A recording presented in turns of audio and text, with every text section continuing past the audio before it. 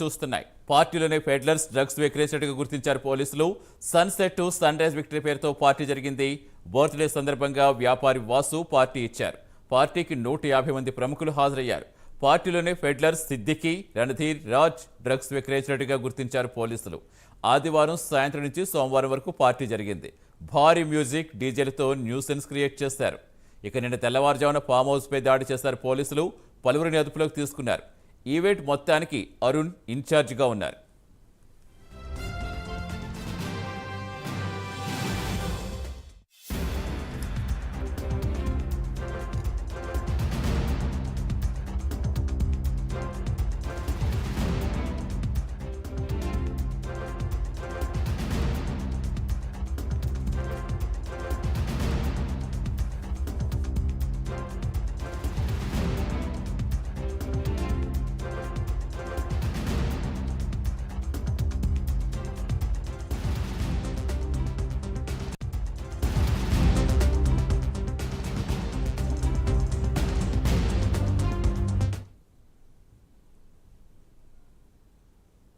Bengaluru rave party రిపోర్టులో సంచలన విషయాలు వెలుగులోకి వస్తున్నాయి. పార్టీలోనే పెడ్లర్స్ డ్రగ్స్ విక్రయించినట్టుగా పోలీసులు గుర్తించారు.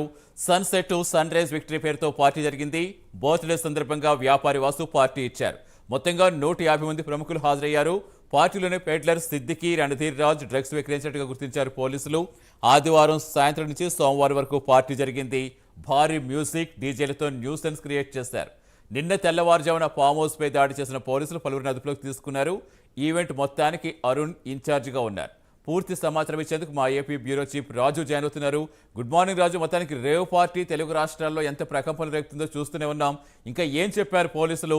ఇంకా ఎవరెవరు పేర్లు బయటకు వస్తున్నాయి?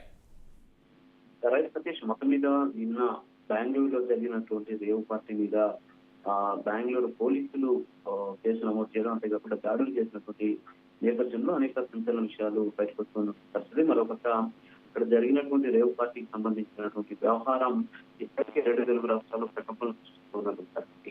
హైదరాబాద్ కి చెందినటువంటి వాసు అనేటటువంటి వ్యాపారి sunset to sunrise victory పేరుతోటి ఒక పార్టీని ఏర్పాటు చేశాడు. సో ఈ పార్టీకి పెద్ద ఎత్తున సెలబ్రిటీలు, అంతేకాకుండా కొంతమంది రాజకీయ ప్రముఖులు కూడా హాజరైనట్టు తెలుస్తుంది. సో దీనికి సంబంధించి సమాచారం రావడంతో ఆ పోలీసులు అక్కడ దాడి చేసినటువంటి పరిస్థితి. అయితే ఈ పోలీసులు చేసినటువంటి దాడిలో ఎస్పెషల్లీ సిసిబికి సంబంధించిన పోలీసులు దాడి చేశారు. ఇది బెంగళూరులోని ఎలక్ట్రానిక్ ఇది సమీపంలో ఉన్నటువంటి ఈ రిసార్ట్ మీద దాడి చేసినటువంటి పరిస్థితి. సో దాడి చేసినటువంటి నేపథ్యంలో మొత్తం అక్కడ 101 మంది ఉన్నట్టు గుర్తించారు. ఆ 101 మందిలో 71 మంది పురుషులు, అలాగే 30 మంది యువతులు కూడా ఉన్నట్టు పరిస్థితి. సో వాళ్ళందరూ కూడా అదుపులోకి తీసుకున్నటువంటి పోలీసులు విచారణ కూడా చేస్తున్నటువంటి సిచ్యువేషన్ ఉంది. మరోపక్క పార్టీకి హాజరైన వాళ్ళు సినీ ఆర్టిస్టులు, అలాగే వ్యాపారవేత్తలతో పాటు కొంతమంది క్రికెట్ బుక్కీలు కూడా ఉన్నట్టు సమాచారం.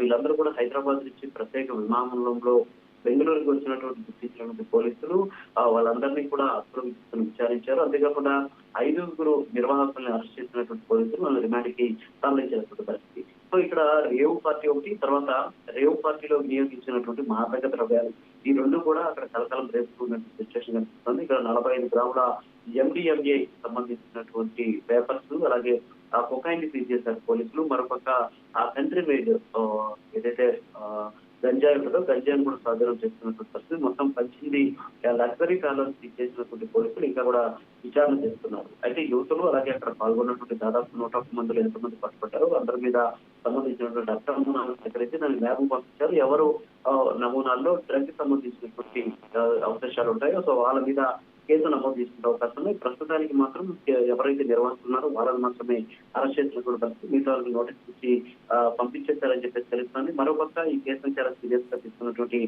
బెంగళూరు పోలీసులు, ఎస్పెషల్లీ బెంగళూరు శివారులో ఉన్నటువంటి ఈ రిసార్ట్స్ లో ఏ విధమైనటువంటి మాదక ద్రవ్యాలు కావచ్చు, అంతేకాకుండా ఇలాంటి రేవ్ పార్టీలు జరుగుతున్నటువంటి వాటి మీద ప్రత్యేకమైన శ్రద్ధ పెట్టాలని చెప్పి నిర్ణయం కూడా తీసుకున్నటువంటి పరిస్థితి. మరొక ప్రముఖులు, అలాగే సినీ ఆర్టిస్టులతో పాటు కొంతమంది వ్యాపారవేత్తలు, క్రికెట్ బుక్కులు కూడా ఉన్నటువంటి నేపథ్యంలో వాళ్ళకి సంబంధించినటువంటి అంశాలను కూడా చాలా లోతుగా విచారణ జరుపుతున్నారు. మరొక నెల్లూరుకు సంబంధించినటువంటి కార్లు ఉన్నాయి. నెల్లూరు రిజిస్ట్రేషన్ తో కారు ఉంది. ఆ కారుకు సంబంధించి దాని మీద స్టిక్కర్ కూడా నెల్లూరులోని Sarvepalli MLA Kakani Govardhan Reddy MLA sticker కూడా ఉన్నటువంటి పరిస్థితి. సో వీటన్నింటి కూడా కూలంకషంగా లోతైన విచారణ జరిపిన తర్వాత పోలీసులు మరిన్ని వివరాలు వెల్లడించేటువంటి అవకాశం. Thank you Raju.